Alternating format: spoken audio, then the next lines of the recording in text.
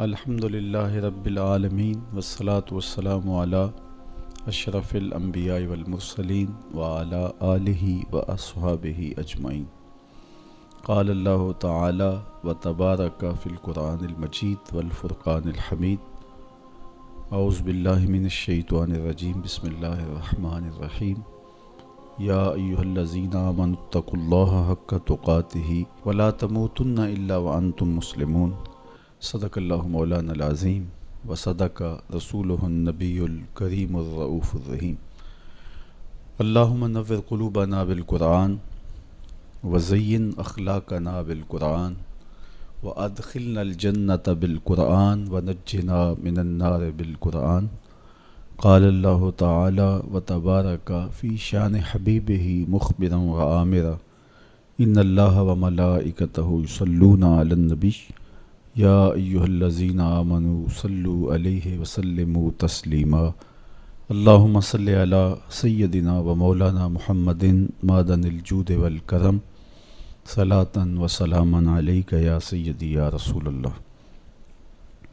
تمام حمد و ثنا، تعریف و توصیف اللہ جل مجدہ الکریم کی ذات بابرکات کے لیے، جو خالق کائنات بھی ہے اور مالک ششرہات بھی۔ اللہ جل وعلا کی حمد و ثنا کے بعد رسول رحمت، شفیع معظم، نبی محتشم، حضور ختمی المرتبت صلی اللہ علیہ وآلہ وسلم کے حضور ناز میں اپنی عقیدتوں، ارادتوں اور محبتوں کا خراج پیش کرنے کے بعد، واجب الاحترام ذوی الاحتشام، معزز محتشم ناظرین و ناظرات، السلام علیکم ورحمۃ اللہ وبرکاتہ۔ ماہ سیام رمضان المبارک کی شب برکتیں، رحمتیں، کرم نوازیاں، اجالے اور روشنیاں لیے جلوہ فراز ہے، اور آج تقوی کے عنوان سے کچھ باتیں آپ کے سامنے رکھنے کی کوشش کروں گا۔ اللہ جل شانہ میری زبان پر کلمۃ الحق جاری فرمائے۔ کتاب رحمت قرآن مجید میں بار بار تقوی اختیار کرنے کا حکم نامہ اہل ایمان کے نام موجود ہے۔ تقوی ہے کیا؟ اس کا لغوی معنی تو بچنا، ڈرنا اور محتاط رہنا ہے، لیکن اصطلاح شریعت اسلامیہ میں اللہ کے حکموں کو بجا لانا اور اس کی نافرمانی سے اپنے آپ کو بچانا تقوی کہلاتا ہے۔ کسی نے کہا کہ تمہارا رب جہاں تمہیں دیکھنا چاہتا ہے تم وہاں پائے جاؤ، اور جہاں وہ نہیں دیکھنا چاہتا وہاں تم نہ پائے جاؤ، تو یہ تقوی ہے۔ حضرت کعب احبار رضی اللہ تعالی عنہ سے پوچھا گیا کہ آپ پچھلی کتابوں کے عالم بھی ہیں، قرآن مجید کو بھی آپ نے پڑھا ہے، تو آپ بتائیے کہ تقوی کیا ہے؟ تو آپ نے سوال کرنے والے سے کہا، کبھی آپ ایسی وادی سے گزرے ہیں جہاں کانٹے دار جھاڑیاں ہوں؟ تو کہا کئی بار گزرا ہوں۔ تو کہا پھر کیسے گزرے؟ کہا میں اپنے دامن کو سمیٹ لیا کہ ایک ایسی وادی سے میرا گزران ہو رہا ہے جہاں کانٹے دار جھاڑیاں ہیں، تو کوئی کانٹا میرے دامن سے الجھ نہ جائے اور میرا لباس تار تار نہ ہو جائے۔ تو حضرت کعب احبار فرمانے لگے کہ تقوی بھی اسے ہی کہتے ہیں، دنیا میں رہ کر کے اس طرح سے زندگی بسر کی جائے کہ گناہوں سے دامن داغدار نہ ہونے پائے۔ اس دنیا میں رہنا بھی ہے، لیکن اس دنیا کی شرور سے اپنے آپ کو بچانا بھی ہے۔ دنیا کے اندر موجود فتنوں سے اپنے آپ کو محفوظ رکھنا ہے، نفس اور شیطان کے مکر و فریب سے اپنی حفاظت کرنی ہے، اپنے دامن کو داغدار نہیں ہونے دینا، اپنے دامن کو پھٹنے نہیں دینا، اپنے ضمیر کی چادر پہ داغ نہیں لگنے دینا، اپنے باطن کی صفائی اور ستھرائی اور پاکیزگی اور عفت کا خیال رکھنا ہے. دنیا میں رہ کر کے بھی دنیا کی غلاظتوں سے اپنے آپ کو محفوظ رکھنا تقویٰ کہلاتا ہے. کہا اس دنیا میں اس طرح رہو جس طرح کشتی پانی میں رہتی ہے. پانی میں رہنے کے باوجود اپنے اندر پانی نہیں آنے دیتی، چونکہ اگر کشتی پانی میں رہے تو خیر ہے، خود بھی تیرے گی اور اپنے اوپر بیٹھے سواروں کو بھی کنارے تک لے جائے گی. لیکن اگر پانی کشتی میں داخل ہونا شروع ہو گیا تو خود بھی ڈوبے گی اور جو اس کے اوپر سوار ہوں گے وہ بھی ڈوب جائیں گے. اس لیے تم دنیا میں رہو تو خیر ہے، لیکن دنیا اگر تمہارے اندر اتر آئی تو پھر کچھ باقی نہیں بچے گا. من نظر الی الدنیا نظر الحب اخرج اللہ تعالی من قلبہ نور الیقین والزہد. جو دنیا کو محبت کی نظر سے دیکھتا ہے اللہ اس کے دل سے زہد اور تقوی کے نور کو کھینچ لیتا ہے. اس لیے اس دنیا میں رہ کر کے بھی اس دنیا سے اپنے آپ کو محفوظ رکھنا ہے. اپنی ضرورت کا ضرور رزق جمع کریں، ضرورت سے زائد کمائیں تو ساتھ یہ نیت جڑی ہو کہ معاشرے کے وہ لوگ جو کمانے کی اہلیت نہیں رکھتے میں ان کی ضرورت کو پورا کروں گا. تو یہ دنیا نہیں، یہ دین ہوتا ہے. لیکن جب خواہشات انسان کو یوں گھیر لیتی ہیں اور وہ اپنے خالق سے غافل ہو کے اس دنیا کو مقصود بنا لیتا ہے تو پھر وہ اپنے اندر اور اپنے باطن کو خراب کر بیٹھتا ہے. تو کعب احبار فرمانے لگے کہ تقویٰ یہ ہے کہ تم اپنے آپ کو جس طرح کانٹے دار جھاڑیوں کے اندر سے گزارتے ہوئے دامن بچاتے ہو اور کوئی کانٹا تمہارے دامن سے الجھ کر تمہارے دامن کو تار تار نہ کر دے، تمہارا دامن پھٹ نہ جائے، تو احتیاط سے گزرتے ہو، تو دنیا میں بھی یوں محتاط رہو اور اپنے آپ کو گناہوں سے آلودہ نہ ہونے دو. حضرت سیدنا علی المرتضیٰ رضی اللہ تعالی عنہ سے تقویٰ کے حوالے سے دریافت کیا گیا تو آپ نے بڑی جامع تعریف ارشاد کی. فرمایا کہ تقویٰ کیا ہے؟ فرمایا کہ تقویٰ یہ ہے کہ تم اللہ سے ڈرتے رہو، خوف خدا تمہارے سینے میں موجود رہے، قرآن مجید پر تمہارا عمل رہے، اور تم جو میسر آئے اللہ کی طرف سے اس پر تم قانع ہو، کم پر بھی قناعت تمہارا مزاج ہو. اور چوتھی چیز ارشاد فرمائی کہ تم آخرت کی تیاری میں اپنے آپ کو مصروف رکھو. یہ چار وصف اگر تمہارے اندر موجود ہیں تو تم متقی کہلاؤ گے. سب سے پہلا وصف کیا ہے کہ اپنے آپ کو اللہ جل شانہ کے خوف میں مبتلا رکھو، اللہ کا ڈر تمہارے سینے میں موجود رہے. اللہ کا ڈر کس معنی اور کس مفہوم میں ہونا چاہیے؟ عمومی طور پہ بندہ جس شے سے ڈرتا ہے اس سے وحشت بھی کرتا ہے، اس سے نفرت بھی کرتا ہے. سانپ سے ڈرتا ہے، بچھو سے ڈرتا ہے اور موذی جانوروں سے خوف زدہ ہوتا ہے، لیکن اگر ہتھے چڑھ جائیں تو انہیں چھوڑتا بھی نہیں، بلکہ ہمیں تو حکم دیا گیا اقتل الموذی قبل ان یوذی، قبل اس سے کہ موذی تم کو ایذا دے تم اس کا خاتمہ کر ڈالو، اگر تمہارے بس میں ہو تو تم انہیں مار ڈالو. تو عمومی طور پہ بندہ جس سے ڈرتا ہے اس سے نفرت بھی کرتا ہے، لیکن اللہ سے بندہ ڈرتا بھی ہے، اس سے محبت بھی کرتا ہے. تو یہ ڈر پھر کس مفہوم میں ہوا؟ تو کچھ اشیاء سے، کچھ لوگوں سے ڈر ان کے گزند کی وجہ سے ہوتا ہے، لیکن یہ ڈر جو اللہ کا بندہ مومن کے دل میں ہے یہ محبت کا ڈر ہے. جب کوئی کسی سے پیار کرتا ہے تو اس کی ناراضگی سے ڈرتا ہے، وہ روٹھ نہ جائے، وہ ناراض نہ ہو جائے. میری زندگی کا سارا سرمایہ تو اس کی خوشیاں ہیں، اس کی خوشی میری زندگی کا جمال ہے، اور اگر وہ روٹھ گیا تو میری زندگی اجڑ جائے گی، میری زندگی کا سارا نور ختم ہو جائے گا، میری زندگی کی ساری خوشیاں ختم ہو جائیں گی۔ تو اللہ سے ڈرنے کا مفہوم بھی یہی ہے کہ جب بندہ اس سے پیار کرتا ہے، اور مومن کی شان ہے والذین آمنوا اشد حبا للہ، جو اہل ایمان ہیں وہ سب سے زیادہ اپنے رب سے محبت کرتے ہیں، ٹوٹ کے چاہتے ہیں اپنے رب کو۔ تو جب اتنی محبت کرتے ہیں اپنے رب سے تو وہ ڈرتے ہیں کہ کہیں ہمارا رب ہم سے روٹ نہ جائے، ہمارا رب ہم سے ناراض نہ ہو جائے۔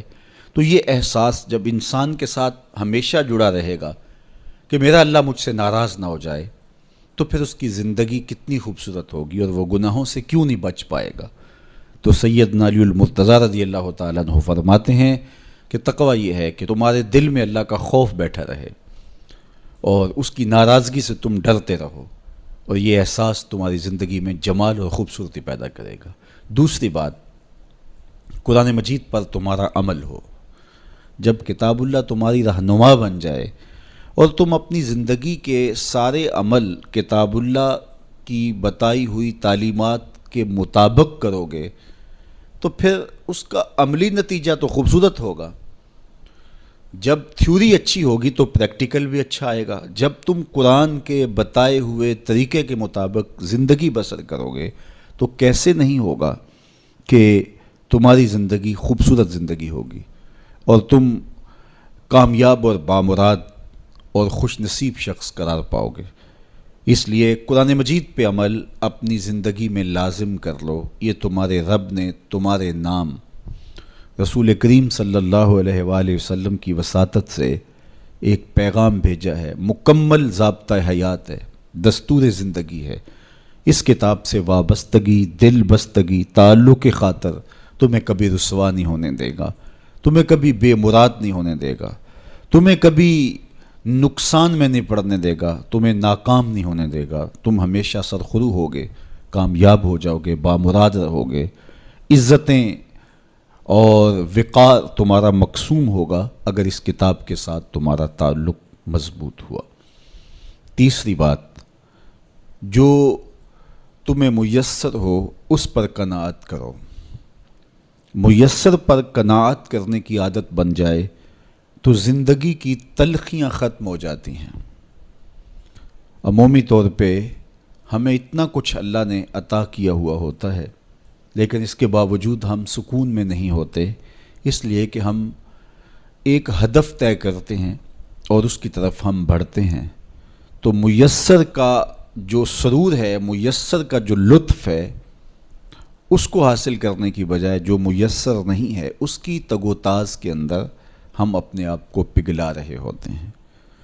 تو اس لیے ہم جب اللہ کے دیے گئے پر قناعت کریں گے، ہاں آپ زیادہ کی کوشش کر سکتے ہیں اس نیت کے ساتھ کہ میں دوسرے ضرورت مندوں کی ضرورت بھی پوری کروں، لیکن اطمینان آپ کو یہ ہونا چاہیے کہ جو مجھے میسر ہے، یہ میرا مقدور تھا، یہ مجھے مل گیا، اور اگر میرا مقدور کوئی اور بھی ہوا تو وہ بھی مجھے مل جائے گا، اور ملے گا تب جب اس کا وقت ہوگا، وقت سے پہلے نہیں ملے گا۔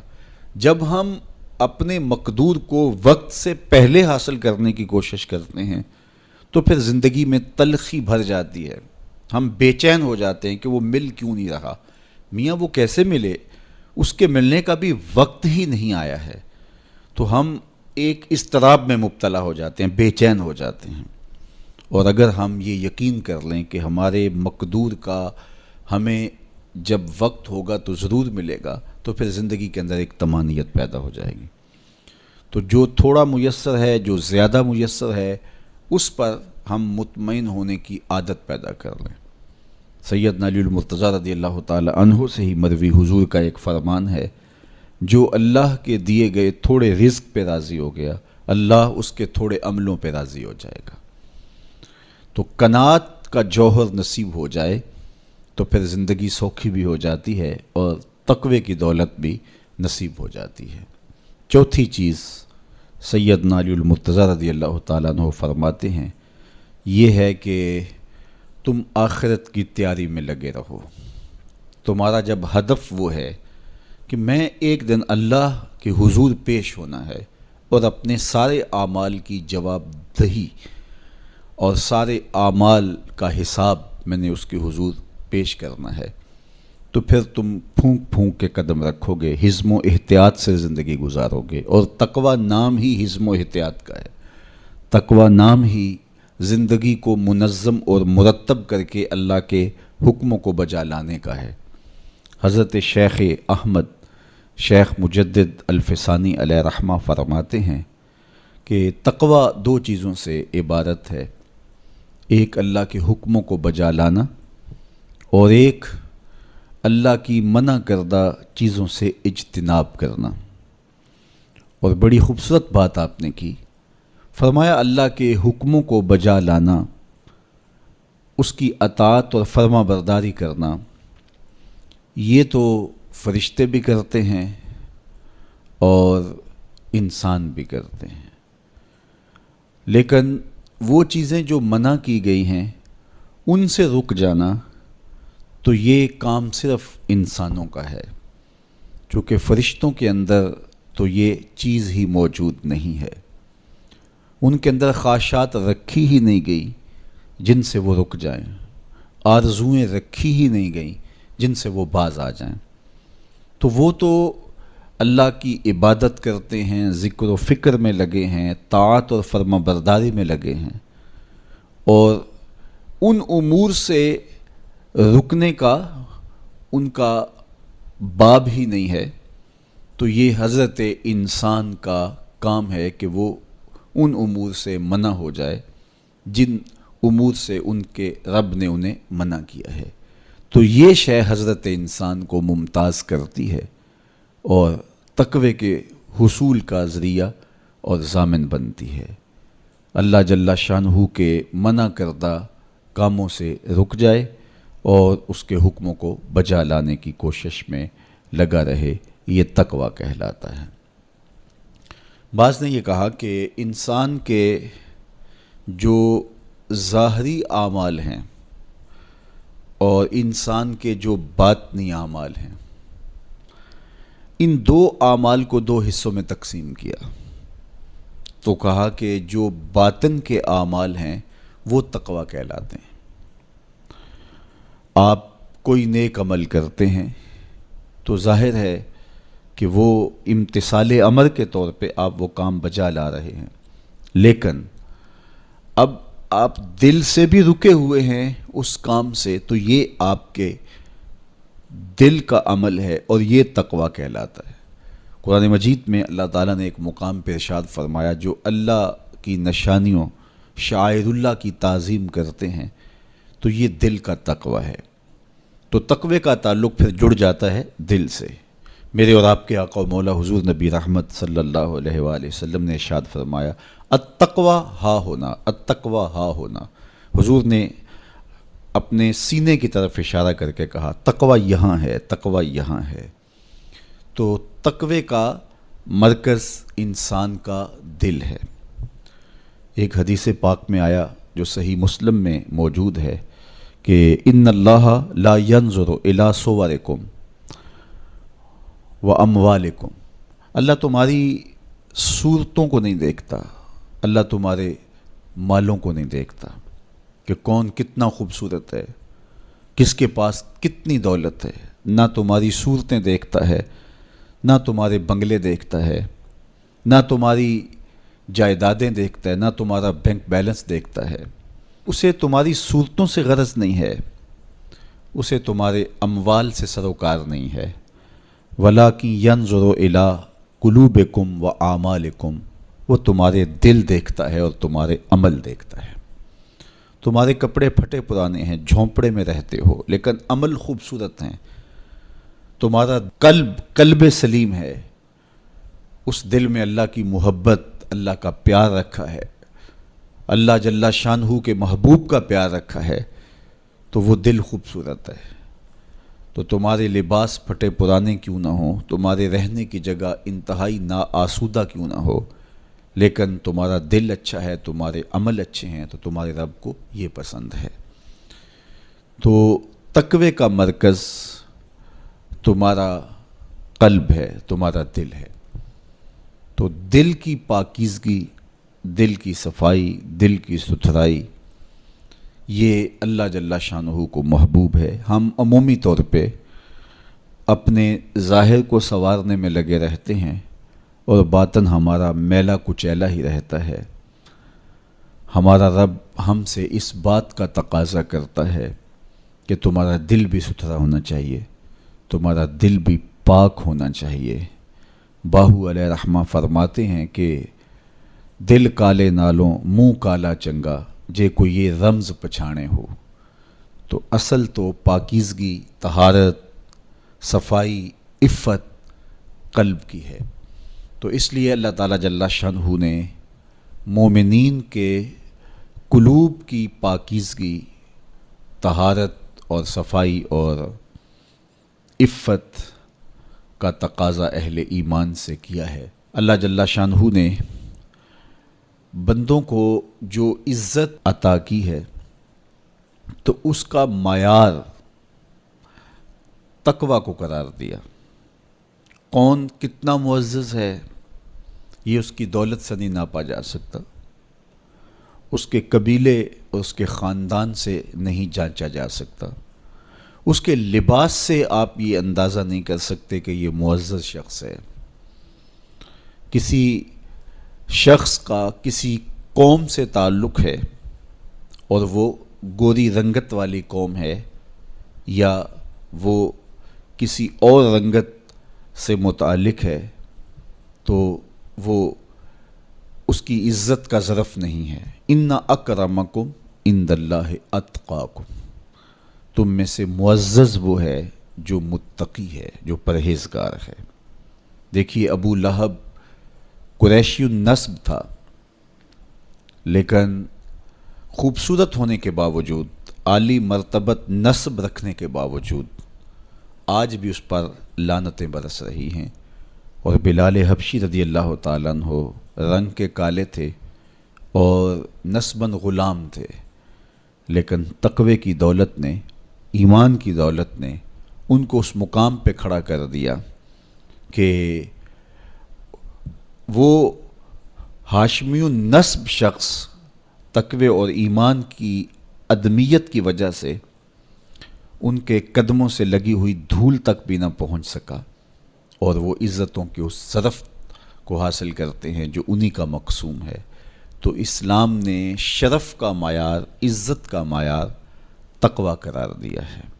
تو اس لیے ہمیں تقوی کو حاصل کرنے کے لیے کوشاں رہنا چاہیے اور ایسے اعمال بجا لانے چاہیے کہ جس سے ہمیں تقوی حاصل ہو۔ حضرت شیخ احمد مجدد الفسانی علیہ رحمہ فرماتے ہیں، جو شخص اپنے اوپر 10 چیزوں کو لازم کر لیتا ہے تو لازمی نتیجہ یہ ہوتا ہے کہ وہ متقی بن جاتا ہے۔ وہ 10 چیزیں کون سی ہیں؟ ماہ صیام کے ان حسین لمحوں میں ہمیں وہ 10 اوصاف اپنے اندر پیدا کرنے چاہیے تاکہ ہم متقی بن جائیں، اور متقی اللہ کے محبوب بندے ہیں۔ تقوی اختیار کرنے والے اللہ جل شانہ کی رحمتوں کے خاص مستحق ہیں۔ جنہیں تقوی کا نور نصیب ہوتا ہے وہ اللہ کی رحمتوں کے سائے میں آ جاتے ہیں۔